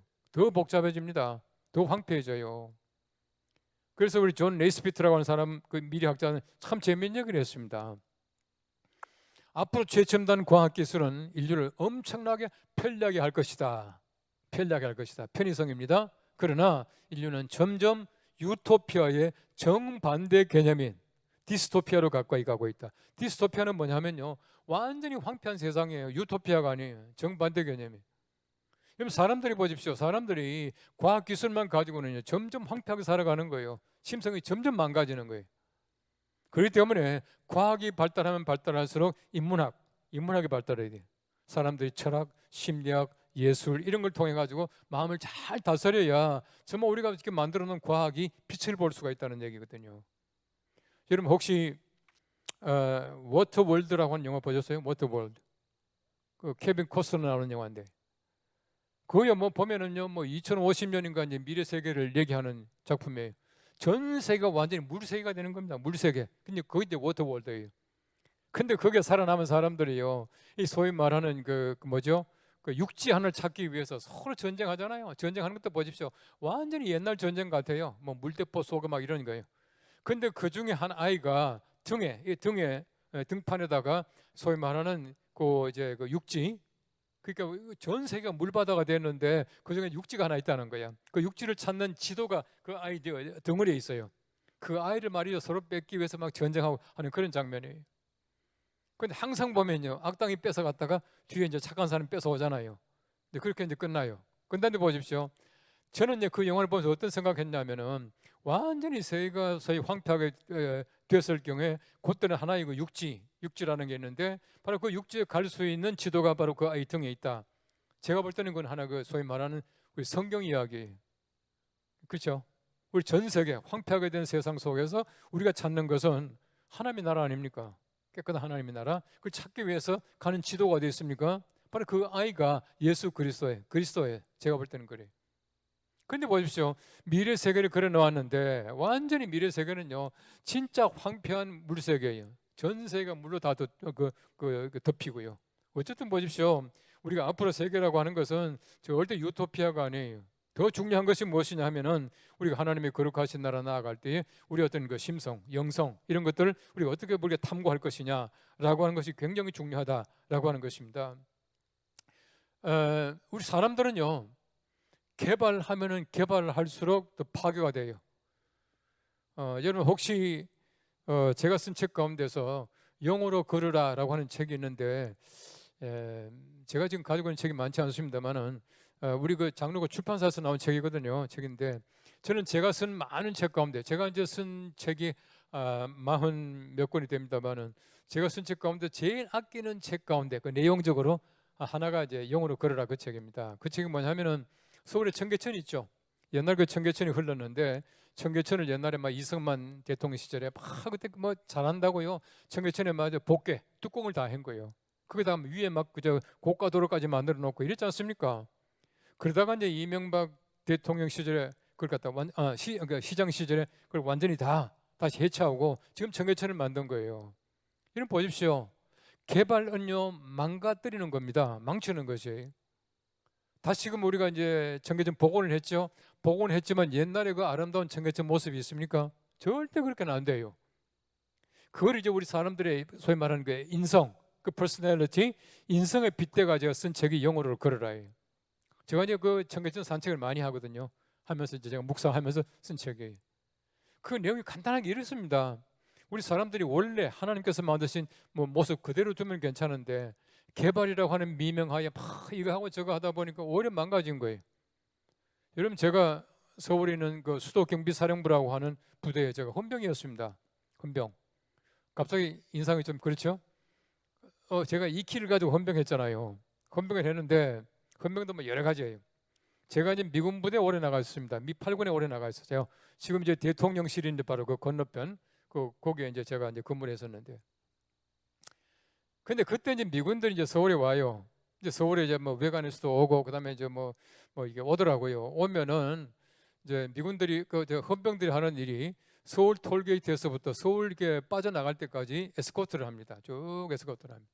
에스코트를 해가지고 뭐 구파발까지 의정부까지 이렇게 데려다 주고는 이제 다시 우리가 오고 서울 시내에서는 그 지방에서 오는 이 소위 말하는 뭐 군 장비라든지 이런 것들이 혼자 못 가요. 항상 보면 미군들이 이제 같이 에스코트 해서 가는데 저는 이제 한국 헌병으로서 이제 미 8군에 파견 나가 있었으니까 미군들하고 같이 가요. 제가 이제 옆에 앉아가지고 이제 같이 가는 거죠. 같이 가는데 근데 미군들에게요 절대 가면 안 되는 데가 있었어요. 그게 어디냐면 청계천입니다. 미군들은요 그 당시에 청계천은요 절대 못 갑니다. 미군 차가 청계천에 그 복개한 위로 가든지 아니면 고가도로 가든지 청계천은 얼씬도 못 합니다. 못 하겠습니다. 왠지 아시죠? 위험하다는 거예요. 실제로 그게 메탄가스가 마저 폭발하는 경우도 있었고요. 해체할 때 보십시오. 엄청나게 말이죠. 지저분했습니다. 왜 그렇습니까? 개발한다고 한 게 바로 그래요. 근데 뭐 다시 그 회복했지 않습니까? 다시 청계천 다 했는데 하지만은 원래 상태대로 못 돌아가잖아요. 저는 그걸 이제 인성에 빗대어 가지고 우리 사람들이 보십시오. 계몽주의라고 하는 건요. 17세기, 18세기에 계몽주의로 말미암아 이성이 발달하고 지성이 발달하고 과학이 발달하고요. 학문이 발달하고 엄청나게 발달했습니다. 그런데 그 이후에 어떻게 되었습니까? 사람들이 지성이 발달하고 흔히 말하는 이성적으로 막 모든 걸 사고함으로 말미암아 그때 급속하게 영성이 죽어요. 참 이상하죠? 우리 사람들이 지성이 발달하면 발달할수록 영성이 발달해야 되는데 그렇지 못하고 말이죠. 반대가 되는 거예요.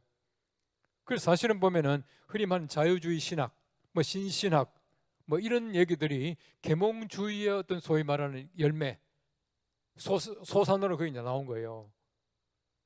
바꿔 말하면 우리 사람들이 과학적인 사고를 함으로 말미암아 소위 말하는 자유주의 신학도 나오게 되고 여러 가지 많은 성경을 성경대로 보지 않고 과학적으로 판단하고 보려고 하다 보니까 엉뚱한 데로 갈 수가 있다는 거거든요. 그래서 우리가 절대 회복한다고 하지만 원래 상태로 회복되지 않는다 하는 것이 사람의 마음도 마찬가지거든요. 깨끗한 마음이지만 사람들이 점점 과학적으로 개발하다 보면은 우리 사람들의 심성도 마찬가지로 그렇게 망가진다 하는 것이 제가 이제 영어로 걸어라 그 책의 이제 내용인데 어쨌든 그래요. 우리가 보십시오. 앞으로 우리가 이제 보이지 않는 과학이 발달하는 그 시대는 사람들의 영성 또 그리고 사람들이 가지고 있는 심성 이런 것들이 굉장히 중요하게 연구될 겁니다. 제가 볼 때는 그렇습니다. 그런데 미래학자들이 말하기를요 21세기는 영성의 시대다라고 말하고 있어요.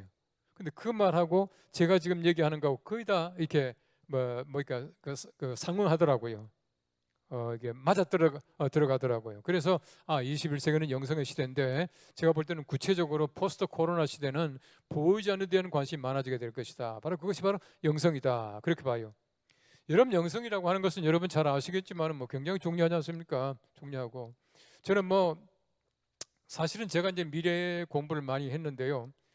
뭐 미래 공부를 하다 보니까 미래 공부는요 답이 없어요. 답이 없다는 게 좀 이상합니다만은 미래 공부는 뭐냐 하면은 모든 걸 진단하는 겁니다. 제가 이제 미국에서 배운 그 박사 과정에서 배운 학문 방법론이 뭐냐 하면은 모든 것들을 진단, diagnosis 뭐 항상 그 강조합니다. 진단한 다음에는 그 다음에 처방이 나와야 되거든요. 처방이 나와야 되는데 그러니까 이제 소위 말하는 생물학적인 의학적인 용어를 써요.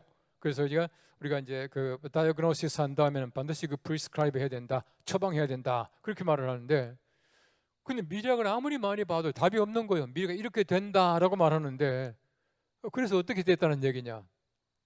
그래서 제가 쓰는 이제 미래 사회와 그 미래 교회라고 하는 그 책에도 보면은 미래 사회가 이렇게 변하면은 미래 교회는 이렇게 변해야 됩니다라고 하는 그걸 제가 이제 쓴 책이거든요.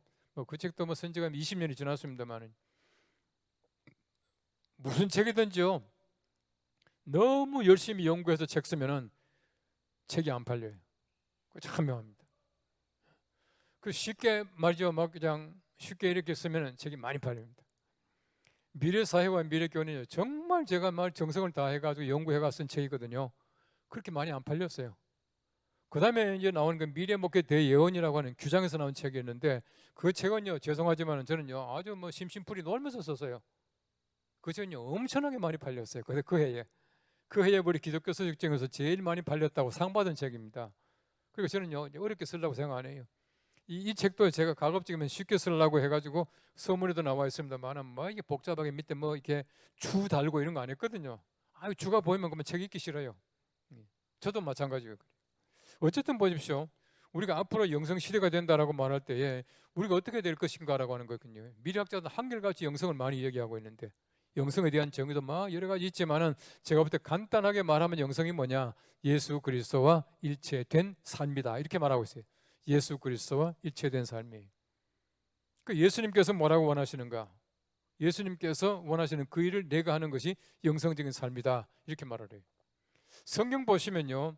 그 소위 뭐라 그러죠? 그 성령 강림하는 장면이 사도행전 2장과 10장 두 번 나와요.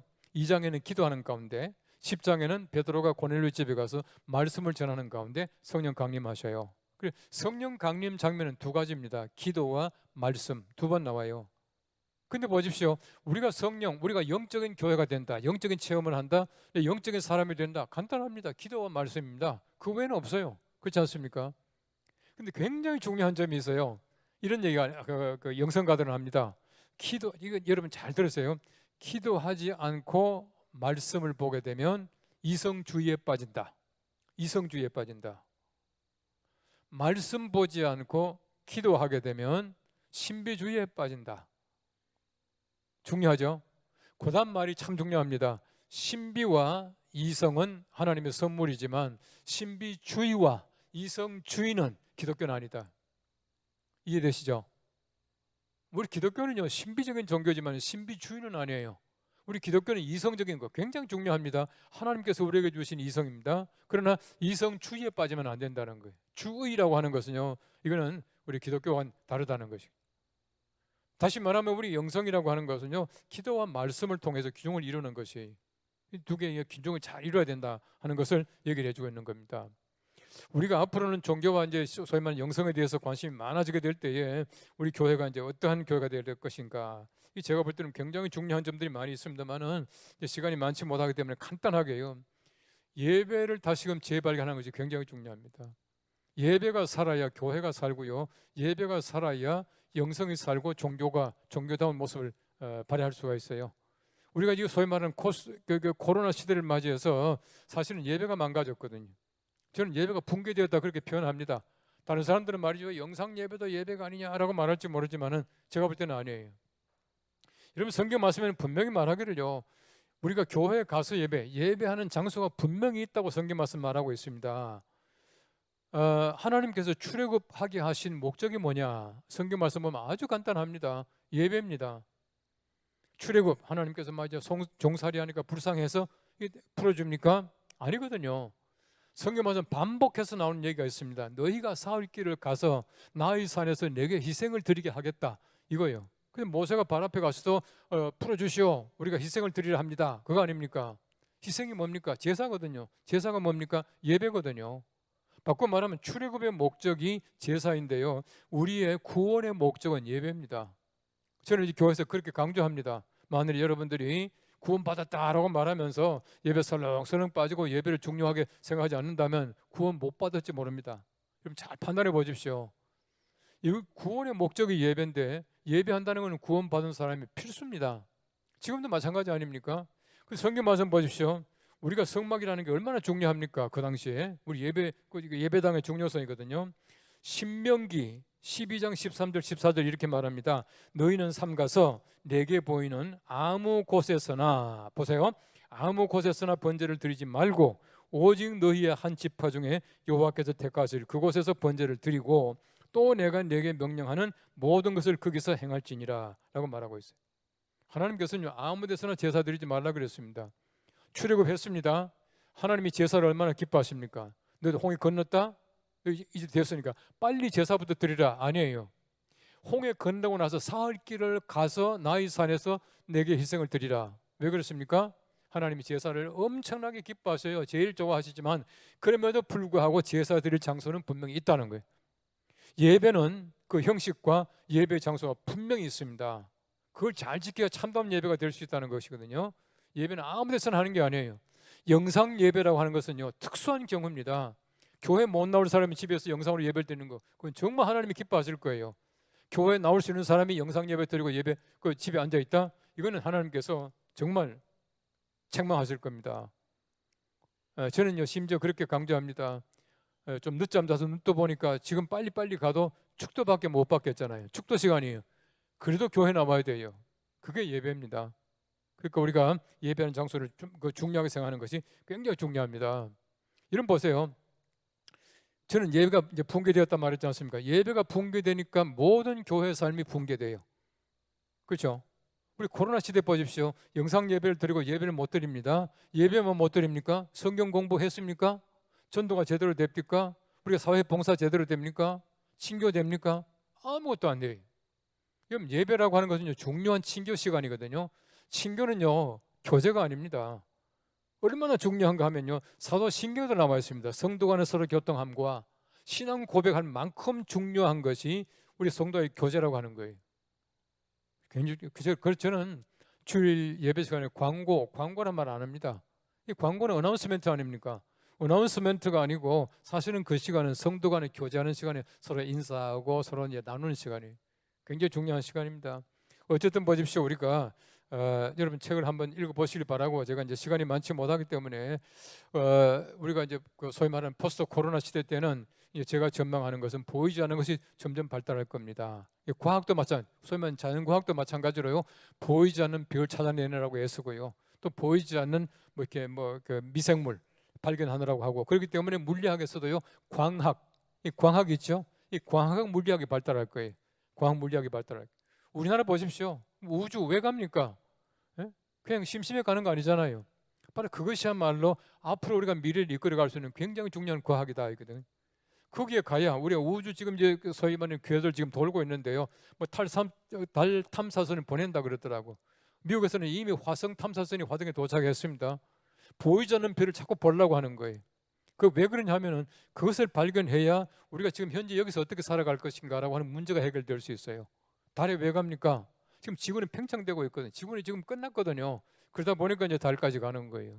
어쨌든 우리가 보이지 않는 것을 점점 발달시키는 제가 말하는 5차 산업혁명 시절에 영성과 우리 종교가 점점 발달하게 될 텐데, 그때 우리 교회가 어떤 교회가 될 것인가. 가장 중요한 건 제가 볼 때는 예배가 살게 되면은 모든 게 다 산다. 네, 그 외에는 우리 자잘구레한 거 제가 썼습니다만은 한번 읽어보시고 여러분들이 참고가 되시고 앞으로 이제 우리가 뭐 코로나 끝나도 여러분 목회하셔야 되잖아요. 뭐 저도 뭐 이제 은퇴는 했지만은 한국교회를 위해서 제 나름대로 또 뭐 연구도 하고 또 기도도 할 겁니다만은 여러분들이 잘 연구하셔서 우리 포스트 코로나 시대 때에 여러분들이 교회가 여러분들을 통해서 또 우리 사회가 우리 교회를 통해서 활성화되고 아름다워질 수 있게 되기를 바라면서 두서없이 왔다 갔다 하면서 강의 끝내겠습니다. 감사합니다.